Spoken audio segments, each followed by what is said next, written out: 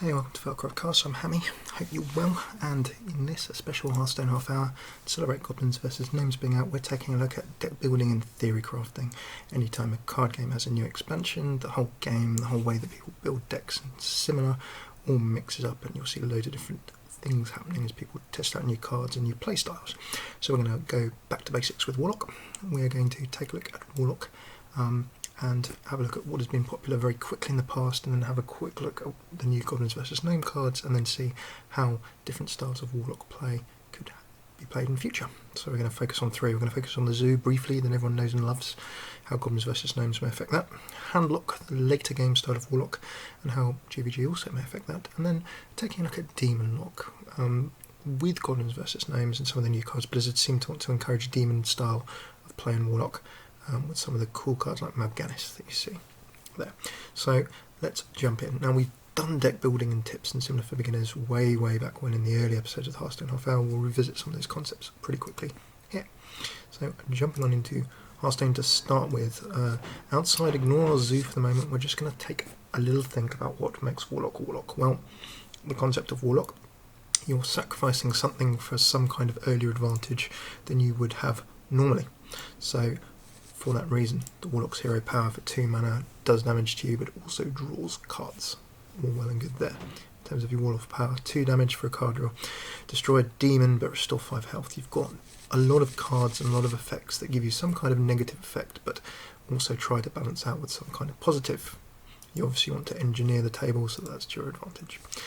Demons being a theme of Warlocks, you have your demon minions, of course. We get some new ones of those in Goblins against Gnomes, but strong demons, again, disadvantage with the Flame Imp, the Void Walker being thrown down, the Succubus being powerful for a 2-drop but discarding a random card as well, and so on and so forth. Some of these inflict damage to yourself, some of them inflict damage to your own minions, discard your own cards, you name it, destroy all minions if you go crazy with Twisting Nether as well. So that is the rough theme of Warlock. Warlocks get advantages but have to give something up in return, be it their own health, their own cards, their own minions, and so on and so forth. With demons, they can make big bad creatures pretty quickly in the game, and they've got a lot of strong early game advantages, which is why, combined with their card drawing hero power, they've seen use in a couple of very common kinds of deck in Hearthstone's first year or so far. So that's our real quick intro to Warlock if you're a brand new player. So what are the decks that are common? We're going to be taking a look at some decks over on Hearthporn, all credit due to the authors of the people who wrote this post, and you'll be able to see that as we go through them, as we look at our screen reading very shortly. So we'll still stay in game for the moment, just so we can cover some of the old archetypes. So Zoo. You can see Zoo in the right, you probably played against at some point. I'm not going to spend huge amounts of time on Zoo because many people know it, but if you're brand new, search my channel on YouTube at FailCraft Casts and take a look at various Zoo guides. Zoo is an early game aggressive deck that uses a bunch of minions, both Warlock and otherwise, to try and overwhelm your opponent in the early to mid game. Lots of low mana cost minions that you can get a lot of down on the table that buff each other and support each other well. The Undertaker with Curse of Naxxramas was a particularly valuable addition because you could then pack Death Rattle minions after it to get even bigger, stronger early game minions. The Knife Juggler does chip damage. You've basically got things like the Defender of Argus to help buff and create tanks with your minions. So lots of early game minions, buff them up, attack your opponent in the face for lots of damage, win. How will Goblins and Gnomes potentially change Zoo? Well, we will jump in and take a look at just one example on Hearthporn of how this could come together. And mechs are a mechanic in Goblins vs Gnomes that you should really take a look at. And forgive me the sort of slight meta-ness as I just jump on over. Hopefully you guys should be able to see that nicely now, as we take a look at this deck over on Hearthporn by Foxdit, and I think this really gives you a good feeling as to how Zoo could potentially get tweaked. So the mech mechanic, you have a lot of small and small to mid mana cost mechs. A lot of them buff each other. They're a sort of card class in themselves, and as Foxdit says very nicely here, they synergize well. They give themselves a lot of buffs in between the cards, and then also with the spare part mechanic. Now, some mech cards or associated mech cards, when they die or with similar effects, they summon spare parts. Now, there are, I think, 8 different spare parts. They're all like 1 mana cost or low mana cost cards, and they all give small buffs to minions, or give small debuffs to minions in various ways, shapes and forms. So Zoo Warlock, as we saw with our very quick look at the deck list there, can get lots of small minions going very quickly and buff them up. So we can see how Goblins versus Gnomes mech cards have got an obvious synergy there. For example, if we take a look down here, without reading this on the left too much, but Foxtit's point is that Zoo is aggressive, and yet you can develop the Undertaker as you would normally. The Undertaker, of course, getting buffed up with death rattles.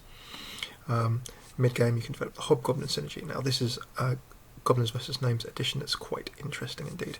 Hobgoblin there, whenever you play a 1-attack minion, give it 2/2. Now, for example, you have things such as the Undertaker. You play the Undertaker after Hobgoblin, that gets 2/2, suddenly becomes 3/4, and then if you start playing Death Rattles, the Undertaker gets even larger.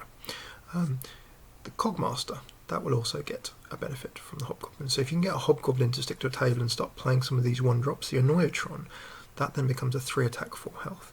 That becomes really strong and nasty. So if you can get an early Hobgoblin out, then that's going to be really, really strong and solid in your mid-game. Also, you have the mechs. So if we take a look at Clockwork Gnome, when it dies, spare part in your hand, you can use that spare part to buff another one of your zooing mechs. Cogmaster, 2-attack will have a mech. If you're throwing down these mechs in the early game, they should be synergising, buffing each other, making each other stronger. The Undertaker and Leper Gnome, similar with the Death Rattles, will do that too. Wanted Creeper as well, of course, giving you some more small token minions in the 1/1 Spectral Spiders that you can also buff as well.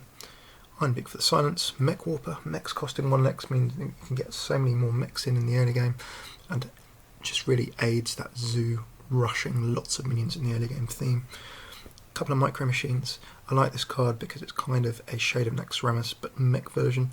If you can keep it behind tanks or alive for a bit, then it will do some nice things indeed. Tinkertown Technicians, worth mentioning too, Goblins vs Gnomes. If you've got a mech, gain 1/1 and add a spare part to your hand. That, if you have a bunch of mechs down, will mean that if you can get that down after a couple of mechs, you'll have a really strong, more buffed early game board with a buff in the spare part too. Defenders of Argus to sort of solidify everything in general, and then Enhancer Meccano, which could be your finisher. If that gives all of your minions Wind Fury, then that could be enough damage to do a good game. If, as hopefully by turn 4 or 5, you have a table stuffed full of minions, Zoo should try and do that.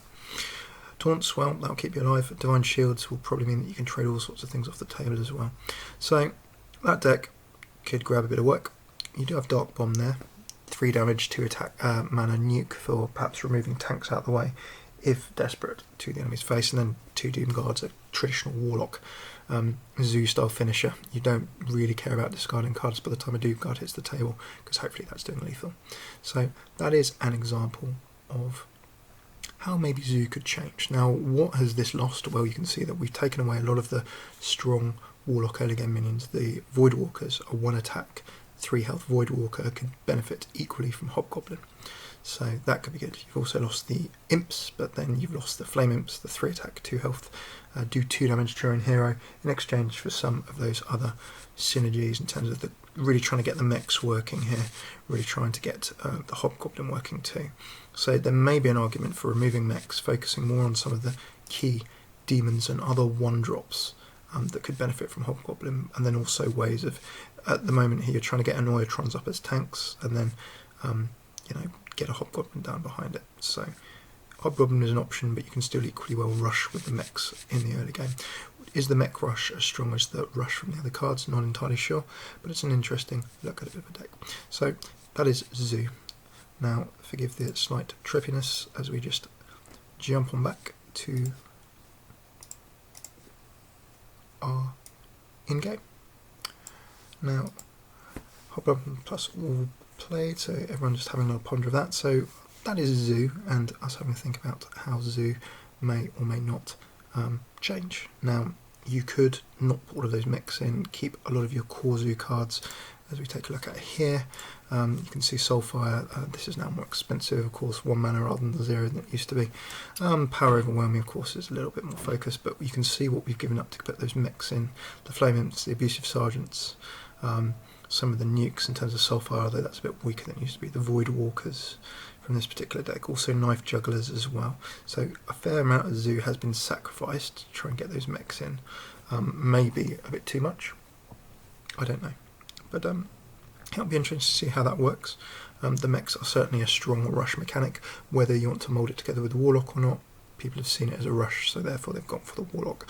I don't know quite how much it synergises, but it's definitely a deck worth trying. If you have a zoo, a lot of those cards are fairly cheap to drop in, and you'll probably grab them in your packs, so it might be worth an experiment, seeing if you can mash mech together with zoo. That's one option as to how zoo could change a little bit.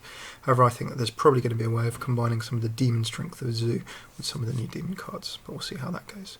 The next thing to have a look at, and again, excuse the screen going a little bit meta as we jump back into a bit of Hearthstone. Can I link that deck in chat? I certainly can. What I would say is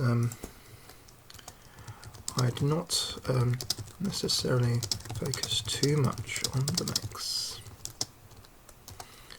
Perhaps, as Raj says, look at other one-drop minions. We'll take a base zoo. So the mech synergy is very strong, but I'd maybe try, as Raj said, and for those of you on YouTube who are just looking at this in the Twitch chat, seeing how we can experiment with perhaps, do you want to go with mech or do you want to go with other minions, not mech, in this sort of new form zoo? Take a look at an old zoo, take a look at this, and try and see how you mush the two together, as if it works nicely.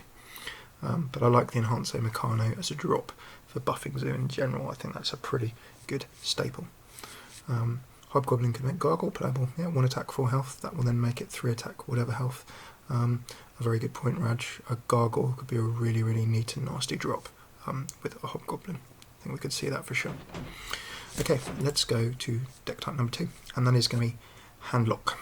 Now, I don't have an old Handlock visible, but what we will basically do is, and again, excuse the metering of the screen as we jump back in, we are taking a look at Games Bond. I like their style. Bond, Games Bond.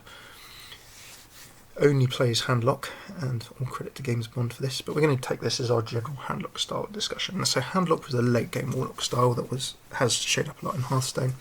What is a Handlock deck? Well, again, if you're a new player, have a look on youtube.com/FailCraft Casts.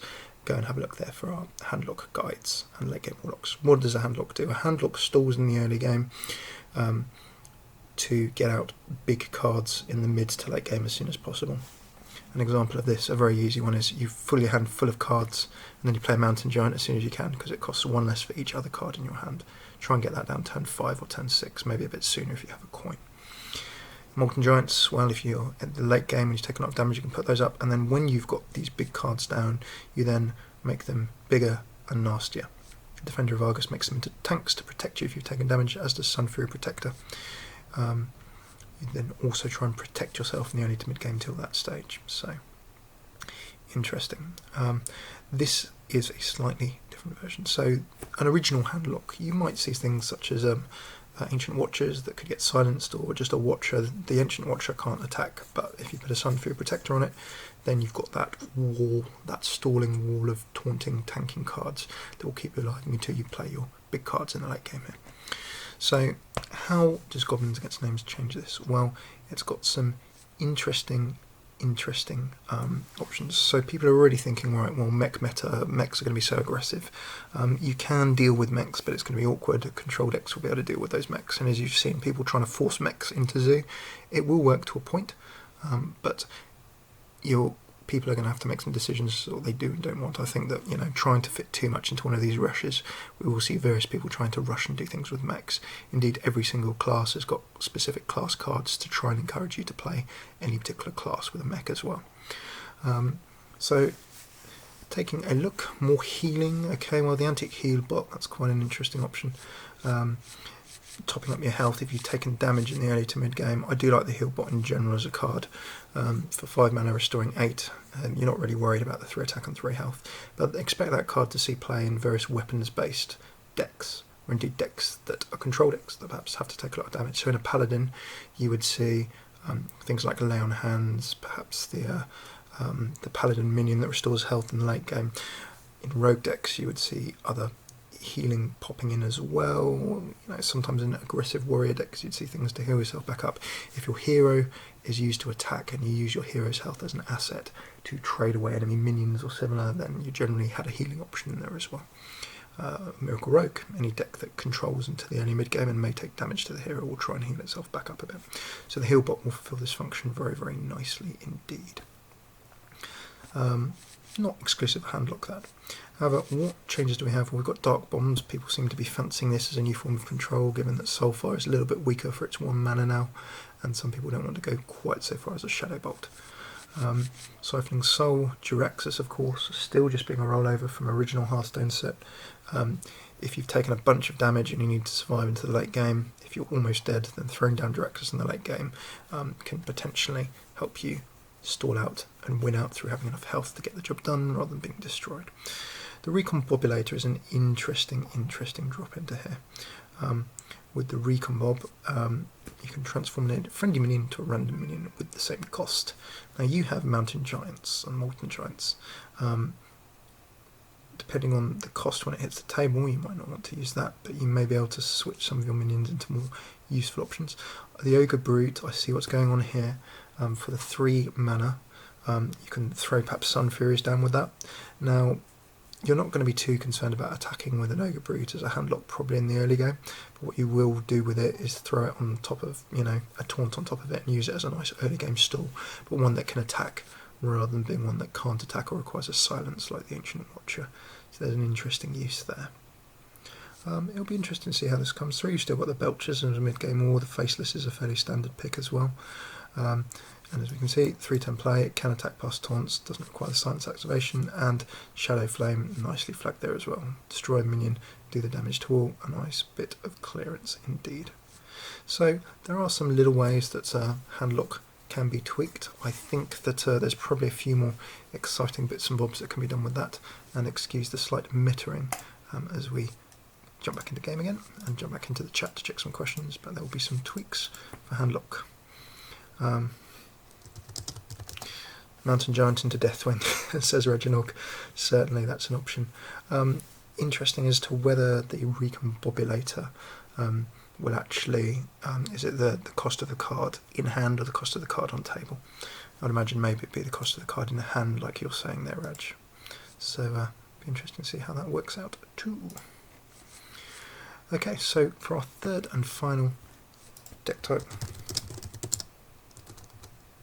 we're going to be taking a final look at Demon Lock, and I'm actually really excited by this one because demons, and we're going to stay in game before we jump back into Hearthstone and take a look at someone else's theory crafting of Demon Lock, and then we may jump in to the deck builder and have a little build of one ourselves. So let's remind ourselves of Warlock before we get started. Now Warlock demons are oh so fun, and even the base Warlock set that we're looking at has a bunch of fun stuff. Now Voidcaller came in with Curse of Nexramas, putting a random demon from your hand into the battlefield, and the general idea of this was trading up.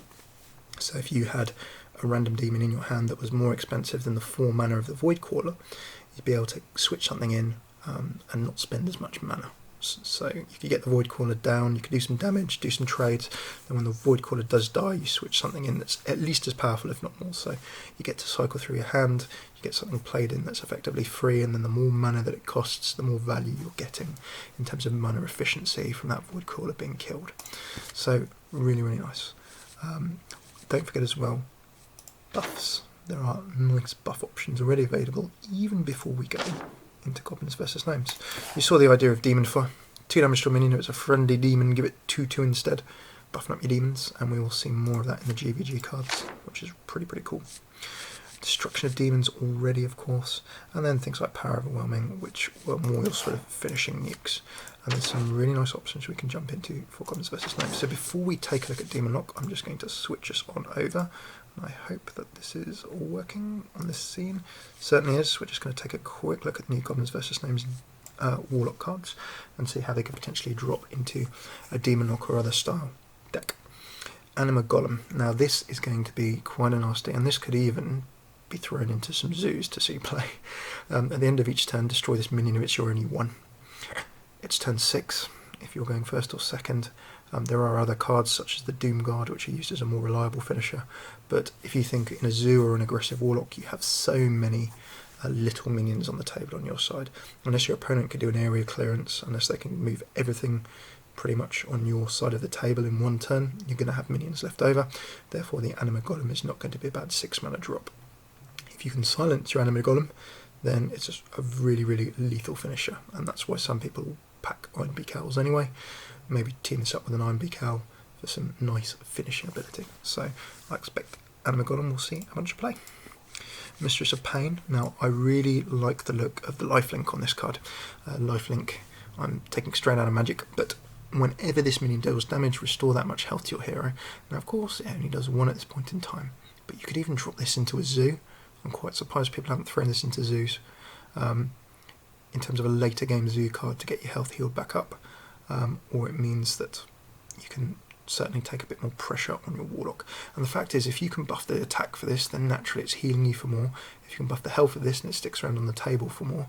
And it's also, whenever this minion deals damage, it is probably just not on your turn, I think, but we'll have to see on that. So expect this to get buffed, and expect it, when it's buffed up for bigger health and bigger attack, to be healing lots of damage and also making some really nice early game traits. This card has no massive downside, and it also, as we just took a look at, synergizes with Hobgoblin. So this could then become a 3 attack, 6 health card, because if it's played after a Hobgoblin, it gains 2 attack and 2 health. And that is a really, really strong card. I would look at playing Hobgoblin with Mistress of Pain, and potentially even dropping Mistress of Pain into your zoo. Really, really nice indeed. Floating Watcher for Warlocks as well. Another demon of note. Whenever your hero takes damage on your turn, gain 2/2. So on our turn, that's if we're doing damage to ourselves, of course, or perhaps killing enemy minions such as the Leper Gnome that will do damage to us on our turn, rather than our opponent attacking us on their turn. So if I life tap, then this gets 6/6, which is very, very nice indeed. For a 5-drop, it is slightly overcosted, but if we are doing damage to ourselves, this could become real nasty real quick. And of course, with the other demon buffs available, it could be quite handy too. So it's a solid mid-game demon, which could get more play if cards such as Demon Heart are around. So we were looking in game just now at our option of, if I just jump back, we are of course taking a little look at Demon Fire for the 2 damage, but then we can also go for the option of Demon Heart for the 5 damage, but also the +5/+5. Now if you look at some of the minions that we've been taking a look at already, there are some really, really nasty ones indeed.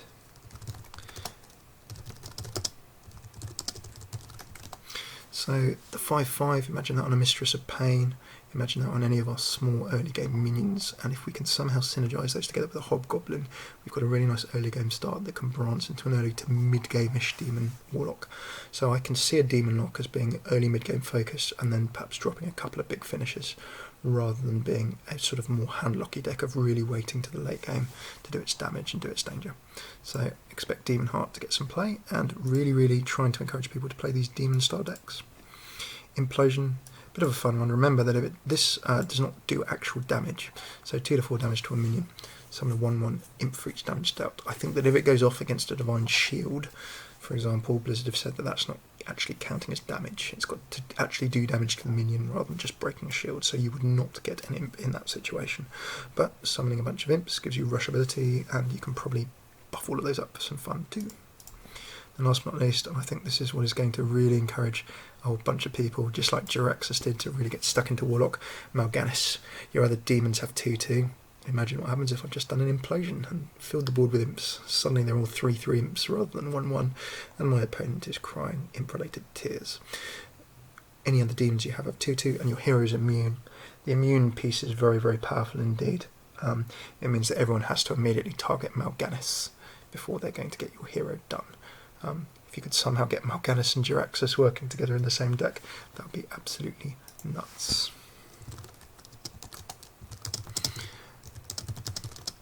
How the mix go.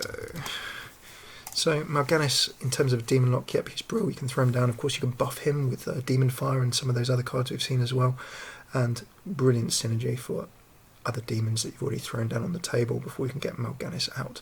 If you have him in hand and you've got a Voidcaller, imagine what happens if your Voidcaller dies and Mal'Ganis gets pulled into play. That's really, really mad mana efficiency as well. So expect to see some fun with Mal'Ganis. Okay, so please excuse the slight sort of crazy metaing as we go into our final, taking a look at a bit of a deck. We're taking a look at Demon Lock and how this could work nastily. Meta. Okay, and we are taking a look at Motions. Motions is giving a shout for Demon Lock, you face Mal'Ganis. So some of the ideas we've actually mentioned are being dropped in here. Going for some more heal, remove Sense Demons, got it, Implosion for removal, okay, second Defender of Argus. So with those demon cards that we've seen, plus the core of Warlock, that you can get some bigger, chunkier demon cards in the mid-game, and then you've got some nice late-game finishers.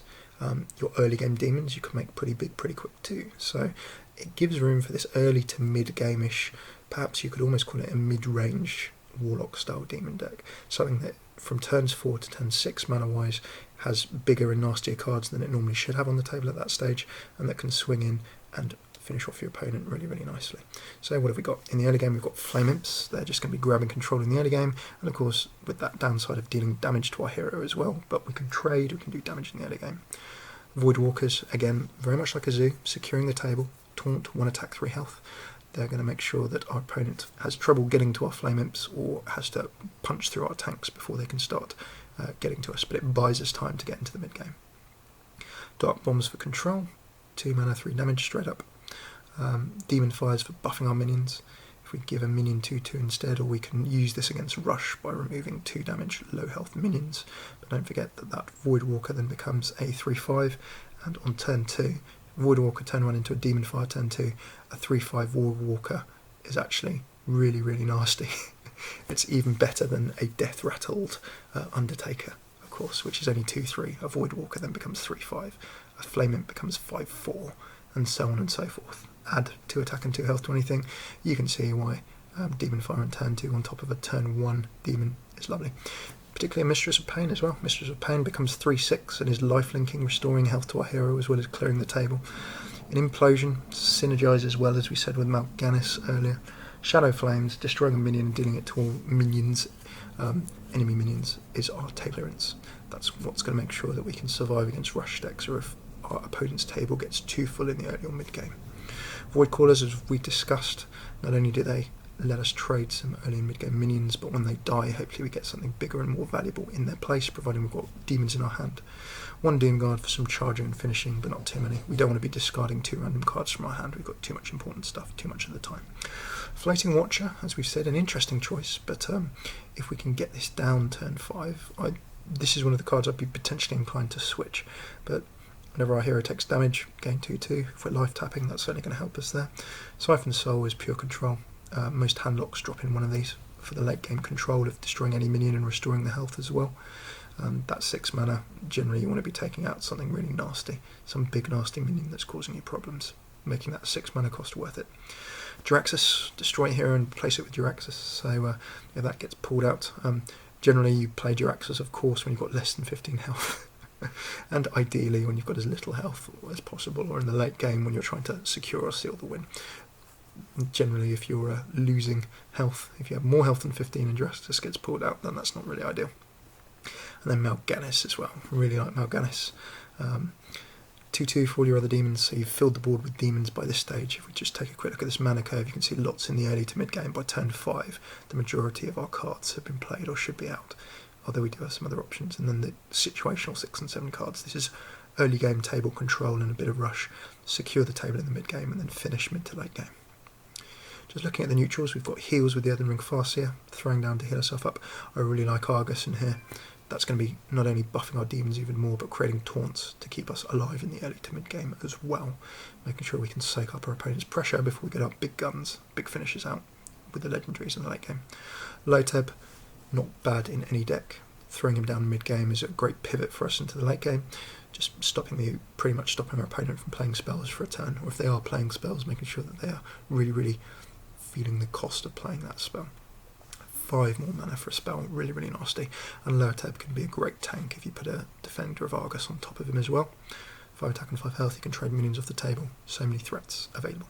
2 Belchers, really pinning the deck together and protecting our demons, hopefully till we can get Mal'Ganis out. Just a really nice anchoring card. Last but not least, and I like this choice as well, Sylvanas. Sylvanas immediately, when she hits the table, gives your opponent something to think about and taking control of that random enemy minion. If we decide to sacrifice Sylvanas with an attack or similar to trade away, perhaps get our opponent's minions under control, then Sylvanas is a real nice choice for grabbing a minion off our opponent and turning the tempo. So that is an early game, keep our opponent under control, buff up our minions, secure the table in the mid-game, create taunts and tanks. If we haven't finished them by the mid-game, then Jiraxxus and Mal'Ganis come into play in the mid to late game to make sure that we move in for the win. Nothing wrong, of course, with using a Defender of Argus on our Void Caller to ensure that because it's a tank, it has to be destroyed or focused by our opponents. So, thank you so much for tuning in. It's been a little bit of a longer stream today, but that is our theory crafting for Warlock. So we know that Goblins versus Gnomes is out already in the US, so enjoy it, everyone in the US. Thanks very much for tuning in. And for you guys on YouTube, please do come and join us for more theory crafting, more quick deck summaries and similar on twitch.tv/FailCraft Cast. We go live Monday through Friday at the times on the bottom left. You can also see us on YouTube, youtube.com/FailCraft Cast. We've done over 100 episodes of the Hearthstone Half Hour, and we've got loads of deck guides, arena picking guides, and lots more Goblins versus Gnome stuff to come there. And then last but not least, check out @FailCraft Cast on Twitter. You can always see there when we're going to be going live. So thanks very much for tuning in. Hopefully see you soon.